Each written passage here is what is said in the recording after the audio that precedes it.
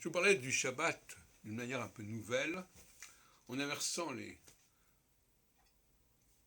points de vue. On croit souvent que le Shabbat est fait pour les juifs.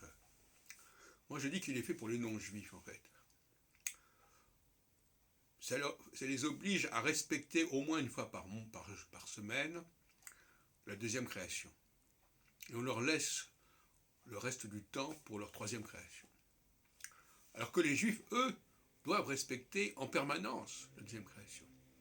Ils n'ont pas de compromis à faire avec la troisième création. Comment expliquer cela? Eh bien, il ne faut pas oublier que le décalogue, comme je l'ai montré, s'adresse aux Israélites. Il commence par « Écoute Israël ». Et qui c'est Israël? Ce n'est pas les Juifs. Et un des principes, c'est justement que le Shabbat. Tu feras respecter le septième jour. Bon, eh bien, on croit que c'est pour les Juifs, mais non, au contraire. C'est un compromis qui contraint au moins une fois par semaine les non-juifs, les Israélites, à respecter les valeurs de la deuxième création. Un autre sujet, et d'ailleurs c'est ce que font les chrétiens, lorsqu'ils respectent le dimanche, assez sérieuse, c'est un peu ce qui se passe. Mais les Juifs n'ont pas normalement à respecter le Shabbat.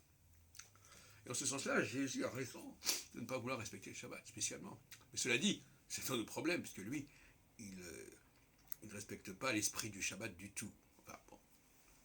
Encore que, d'une certaine manière, les valeurs qu'il défendent pourraient éventuellement être compatibles avec la seconde création, mais ça m'est assez improbable, finalement. Et puis je voudrais vous parler maintenant de circoncision, qui est aussi considérée généralement comme un fait majeur pour le judaïsme. Et moi, je crois que c'est une erreur.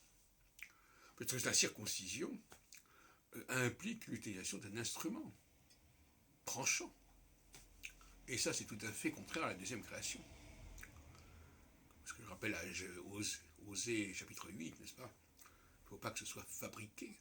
Donc finalement, c'est un blasphème que de toucher à la structure du corps humain, qui est le propre de la deuxième création. Donc là encore, il s'agit d'une invention des Israélites. Et le récit de la circoncision avec l'histoire d'Abraham, etc., c'est un récit qui est en l'honneur de la troisième création, mais pas de la deuxième création. Et donc c'est une mascarade finalement. Voilà ce que je dirais pour l'instant.